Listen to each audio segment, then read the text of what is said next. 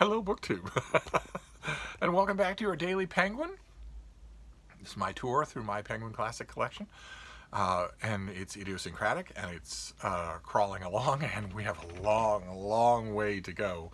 We're in June, mid-June, and we have that is halfway through the year, and we are not halfway through this Penguin collection, because keep in mind, almost all of those shelves that you can see are double stacked. So you pull out the front row, and there's a whole other row of penguins behind them. So we shall see how this works out when it comes to managing getting down to the end of the year. But in the meantime, we have hit a bit of commonality here, because recently we did Boswell's Life of Johnson, the glorious unabridged Penguin paperback that Penguin makes, and then we also did Boswell and Johnson touring the Hebrides, going to Scotland, and that was another great Johnson volume, another great Boswell volume, and then just the other day we did Boswell's London Journal. That was yesterday, wasn't it? No, there's been a very heavy rainstorm this morning. It's a bit disorienting. And today that continues, but I don't think it's going to go on forever. Today we have a wonderful, wonderful Penguin volume. This is edited by David Wormersley, who edited that glorious unabridged Boswell's Life of Johnson that I mentioned, and he also is going to show up elsewhere on this Penguin tour, because he edited Penguin's great 3-volume unabridged Gibbon's Decline and Fall of the Roman Empire. And this volume is terrific. I really should reinforce it, because I use it a lot. I go back to it a lot. This is the selected essays of Samuel Johnson. And it's from the Idler and the Adventurer and whatnot. These are the periodicals that he wrote essays for. Quickly dash them off, sometimes a little bit more considered, where he would take a little bit more time. And a bunch of other stuff too. Wormersley is a wonderful editor in that he knows what to include. He knows where to go and look for stuff that's going to work in a volume that's relatively short. Because this is selected essays, you will not get any of the poetry. You will not get Rasselas. You will not get any of the rest of that stuff. And also, because it's essays, you won't get, for instance, any excerpts from the Lives of the Poets, or any delving into Johnson's dictionary. And unfortunately, you won't get those anywhere else. As far as I know, there's no Penguin Classic volume of Johnson's Lives of the Poets. Oxford makes one, but I don't think Penguin does. And that's a shame, because it is just brilliant, just unbelievably quotable and brilliant. A beautiful, monumental example of the kind of thing that I have in that bookcase, of authors writing prefaces and introductions to literary figures, their thoughts on a literary figure, their assessment of a literary figure. Just a monumental example of that. One of the only sustained pieces of critical writing that can measure up to Virginia Woolf. And not only that, but Penguin Classic also doesn't do. Now, you're going to say this is idiosyncratic, that this is a weird choice, that you can't expect them to do it. But keep in mind, we saw they do a Penguin Classic of the Domesday Book. And we're going to see there's a Penguin Classic of the military dispatches of General Wellington. So literary viability is not the only criteria that Penguin uses. And so what I would also like to see, in addition to a Penguin Classic Johnson's Lives of the Poets, is a Penguin Classic lovingly annotated edition of Boswell's dictionary, which for centuries was synonymous with the man's name, and which, I assure you, there is a lot of interest in that book, but I don't know how many people have even looked through it, much less read any of that. Oh my God, when I think about the Penguin volume that could be done, a nice 1,000-page volume where you have a long, knowing introduction by some specialist, somebody who knows Johnson really well but can convey him really well, and where you have almost every page just loamed with footnotes about where Johnson got his descriptions, where he got his examples, and maybe even the dictionary, the history of certain words in English dictionaries. Oh, what I wouldn't give for such a volume, for Penguin to either make one or buy one and run it, because Johnson deserves it.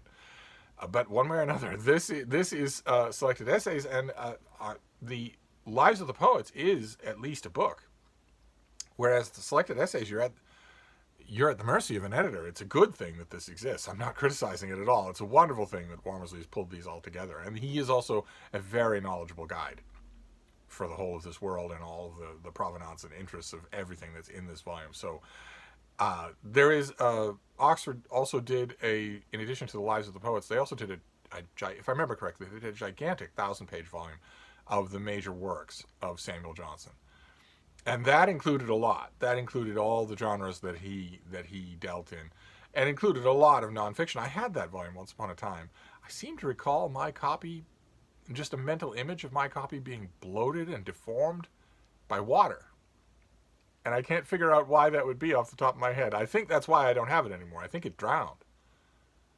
But I can't imagine why that would happen, unless maybe the one thing I can think of is that maybe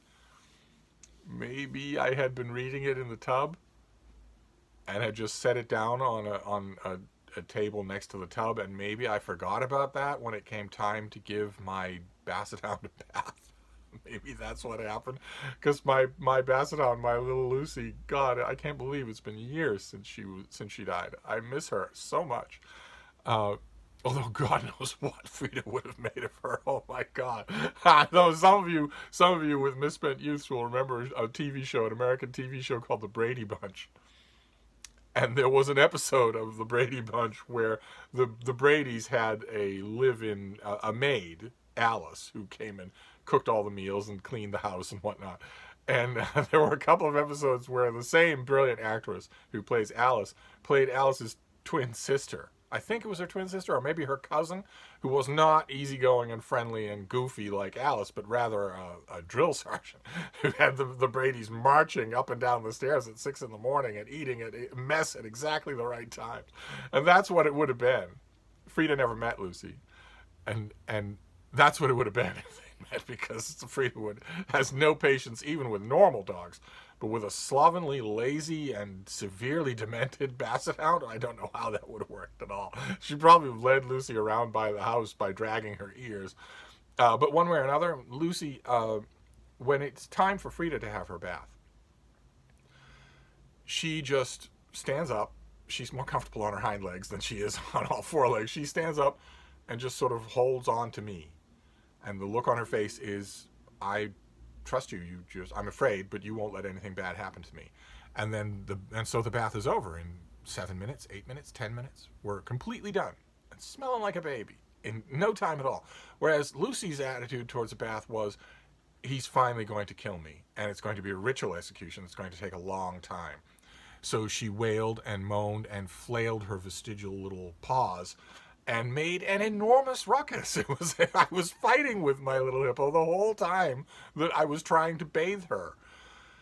And that is probably what killed my Oxford major works of Samuel Johnson. Now I think about it, that's the only way that it would have got soaked, is because the whole bathroom got soaked. It looked, for all the world, as though I'd been swimming in a pool when I was done.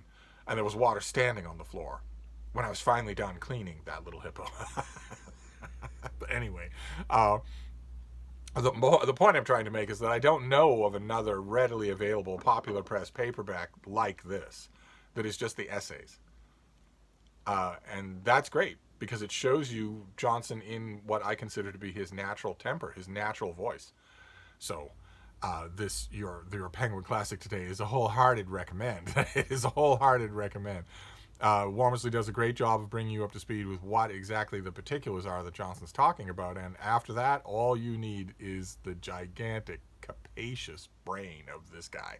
That's all you need. The brain, and also the beautiful way that he can phrase things.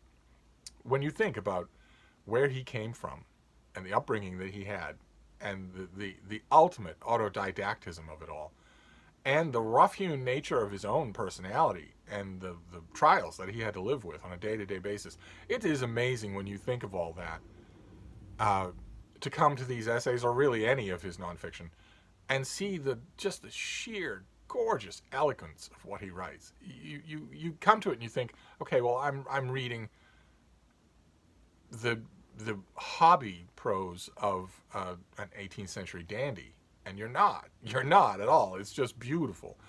So your Penguin is a recommend. This edition is a recommend. Wormersley's a great editor. Johnson's a great writer. The only gripe is that I wish there were more. Of course, I wish there were more. I wish that I don't know if Penguin makes a volume of just poetry by this author. I don't know that. I know that they don't make a Lives of the Poets, and I know there's no Penguin Classic for the dictionary. And I wish that weren't true. I wish that you had a small shelf of Johnson in Penguin Classic. You do for Dickens, you do for Jane Austen, you do for Anthony Trollope. I don't know why you don't for Samuel Johnson, but I'll take what I can get. So that's your Penguin for today. It's a strong recommend. All of these things will be available on Project Gutenberg. You don't have to get the Penguin Classic. I'm sure that Project Gutenberg and sites like it have a collected essays of Johnson. So just look up his name and see what's out there. Give it a try for free and see if you like it. But if you're in the market for a Penguin, this volume is wonderful. Mine is battered from much use. I really need to step in and sort of reinforce it before it goes away. So I'm going to wrap this up, and who knows what we'll encounter tomorrow. Will it be more Boswell and Johnson type stuff? I can't imagine. I think we're probably out of that. But we shall see. We'll reconvene tomorrow and find out. Thank you, BookTube.